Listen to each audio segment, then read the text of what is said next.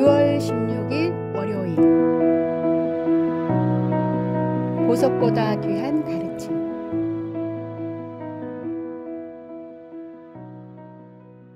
한 어머니가 어느 날 상점에서 새 옷을 구입했습니다. 집에 돌아와 다시 한번 입어보며 주머니에 손을 넣었는데 그 안에서 커다란 보석이 발견되었습니다. 순간 어머니는 마음이 흔들렸습니다. 내가 산 옷에 있으니 내 것이 아닐까 하는 생각과 아니야, 보석이 엄청 비싸 보이는데 잃어버린 사람이 지금쯤 애타게 찾고 있을 거야 라는 양심의 소리가 충돌했습니다. 혼자서는 올바른 결정을 내리기 어려워 마을의 현명한 노인을 찾아가 조언을 구했습니다. 노인은 단호하게 말했습니다. 당신이 산 것은 외투이지 보석이 아닙니다. 당장 돌려주는 것이 마땅합니다. 그러나 만약 보석을 돌려주러 갈 때 당신의 자녀를 데리고 간다면 당장은 아쉬울지 몰라도 보석보다 몇 배나 더 귀중한 것을 자녀에게 물려주게 될 것입니다. 부모가 자녀에게 해줄 수 있는 가장 소중한 선물은 비싼 물건이나 좋은 학원이 아닙니다. 그것은 바로 올바른 가치관과 신앙입니다. 우리가 보여주는 작은 행동 하나하나가 자녀들의 인생을 형성하는 틀이 됩니다. 특히 정직함은 신앙생활의 기본이자 시작입니다. 아무리 작은 것이라도 정직하게 행동하는 모습을 보여줄 때 우리 자녀들도 그 가치를 배우게 됩니다. 오늘의 말씀. 계명을 지키는 자는 자기의 영혼을 지키거니와 자기의 행실을 삼가지 아니하는 자는 죽으리라. 오늘의 만나. 참된 신앙교육은 말이 아닌 삶으로 이루어집니다. 오늘 하루 자녀들에게 어떤 모습을 보여주고 있는지 돌아보고 말씀 안에서 정직하게 살아가는 모범을 보여주시기 바랍니다. 세상의 보석보다 더 빛나는 하나님의 말씀으로 가정을 채우십시오.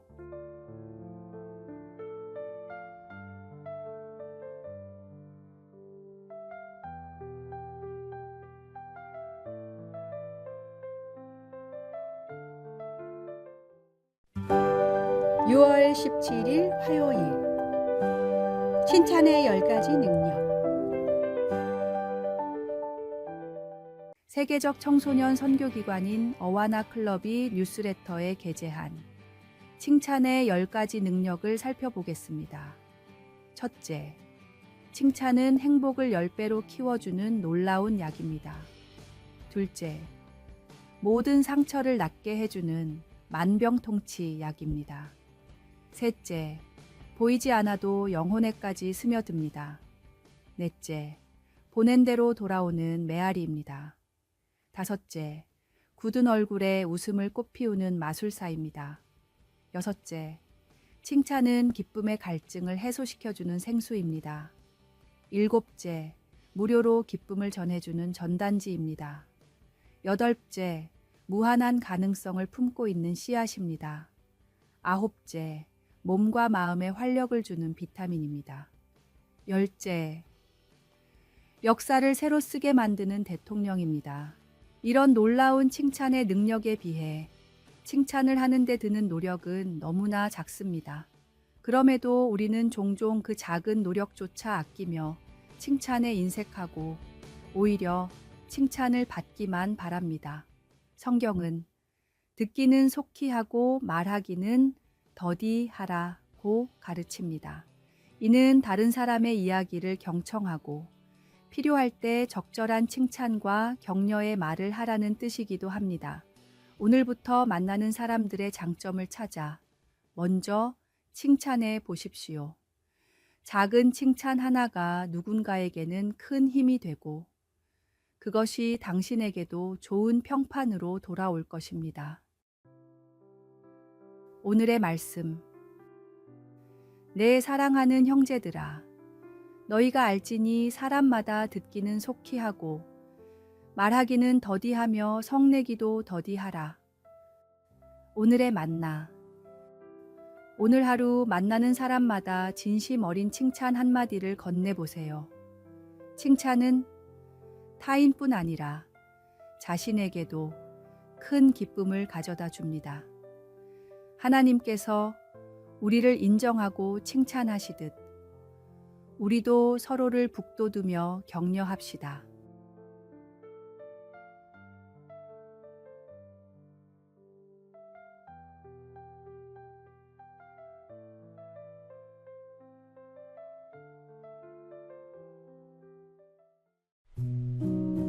(6월 18일) 수요일 공정한 시험관.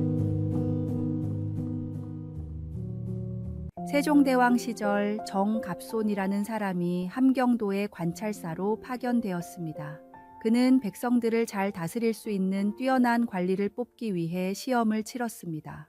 그런데 합격자 명단을 보고는 시험을 관리하던 책임자들을 모두 불러 엄하게 꾸짖었습니다. 여기 어째서 내 아들의 이름이 있는가? 내 아들이 평소 공부를 잘하지 못했다는 것은 누구보다 내가 잘 아는데 그대들이 나를 속일 수 있는가? 나의 비위를 맞추려고 이랬다면 부정을 저지른 것이니 잘못이고, 내 아들의 실력을 좋게 보았다면 사람을 보는 눈이 없으니 그 또한 잘못이네. 한 번 더 기회를 줄 테니 정말 제대로 된 사람을 뽑아오게. 이 일로 정갑손은 모든 일에 청렴하고 공정한 관리로 소문이 나 나중에 예조판서와 대사헌 같이 높은 벼슬에까지 올라 세종대왕의 일을 보필했습니다. 이 이야기는 우리에게 공정함의 중요성을 일깨워 줍니다. 사람은 자신과 가까운 사람들에게 편애하기 쉽습니다. 그러나 하나님은 우리에게 공의로운 판단을 요구하십니다. 특히 그리스도인들은 더욱 공정하고 정직하게 행동해야 합니다. 나보다 나를 더 잘 아시는 하나님께 모든 것을 맡기고 부르심에 언제나 순종하는 믿음의 사람이 되어야 합니다. 오늘의 말씀. 정직한 자의 성실은 자기를 인도하거니와 사악한 자의 패역은 자기를 망하게 하느니라. 오늘의 만나. 오늘 하루 동안 자신의 판단과 결정이 공정했는지 돌아보십시오.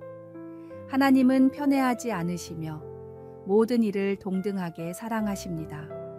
우리도 그 모범을 따라 공정하고 청렴한 삶을 살아갑시다.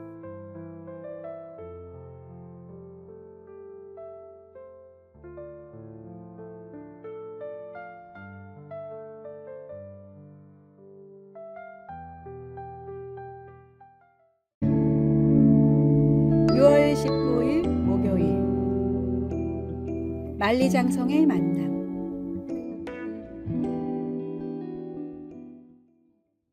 소프트뱅크의 손정혜 회장이 사업차 중국을 방문했을 때 만리장성을 구경하게 되었습니다. 함께 동행했던 미국의 야후 창업자인 제리 양이 어딘가 연락을 하더니 한 젊은이를 데려왔습니다. 손정혜 회장은 그 젊은이를 보고 첫눈에 무언가를 느꼈고 단 6분간의 대화를 나누며 자신의 귀중한 경영 비결을 전수해 주었습니다. 당시 손정혜 회장이 운영하던 야후 재팬은 일본에서 구글이나 이베이를 물리치고 독자적인 플랫폼을 구축했는데 바로 그 성공 비결을 짧은 시간에 나눈 것입니다. 이 젊은이는 배움의 기회를 놓치지 않고 자기 사업에 적용했습니다. 그 결과 3년 만에 세계 최대 인터넷 기업인 이베이를 중국에서 앞지르는 기업이 되었고 10년 뒤에는 세계 최대 온라인 쇼핑몰로 성장했습니다. 만리장성에서 손정혜 회장을 만난 이 젊은이는 바로 알리바바의 창업자 마윈 회장이었습니다. 배움은 시간에 길고 짧음에 구애받지 않습니다. 우리의 신앙생활도 마찬가지입니다. 하루에 10여 분 정도 갖는 경건의 시간, 일주일에 2시간씩 드리는 주일 예배는 결코 변화에 부족한 시간이 아닙니다. 함께하는 시간을 소중히 여기고 최선을 다해 집중한다면 우리의 삶도 놀라운 변화를 경험할 수 있을 것입니다. 오늘의 말씀. 게으른 자는 마음으로 원하여도 얻지 못하나 부지런한 자의 마음은 풍족함을 얻느니라. 오늘의 만나. 귀한 만남과 배움의 기회는 언제든 찾아올 수 있습니다. 오늘 하루 주어진 모든 만남과 기회 속에서 하나님의 뜻을 발견하고 배우는 지혜를 구하십시오.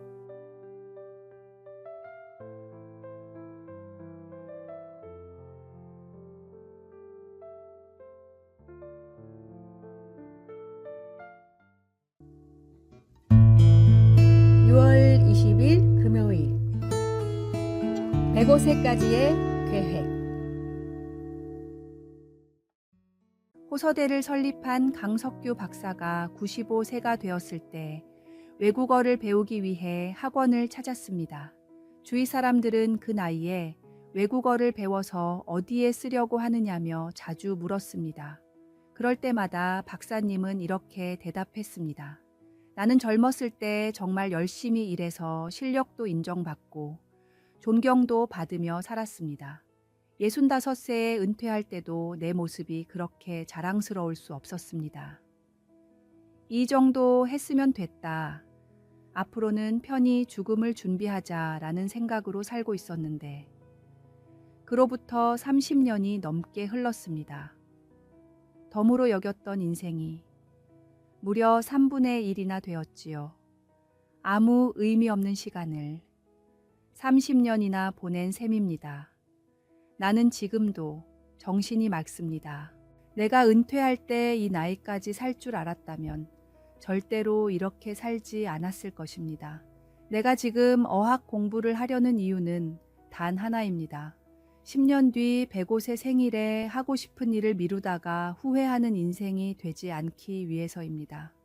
하나님께서 우리에게 허락하신 시간은 모두 소중하며 주님이 부르시는 그 순간까지 우리는 배움과 성장을 멈추지 않아야 합니다. 시편 기자는 인생이 짧으니 우리의 날을 계수하는 지혜를, 바울은 세월을 아끼라고 권면했습니다. 오늘의 말씀.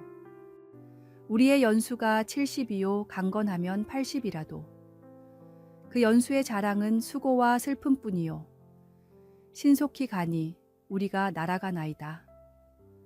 오늘의 만나. 하나님께서 허락하신 시간을 소중히 여기고 주어진 매 순간을 의미 있게 채워가는 지혜를 구하십시오. 주님이 부르시는 그날까지 전력을 다해 사명을 감당하는 참된 제자의 모습을 간직하시기 바랍니다.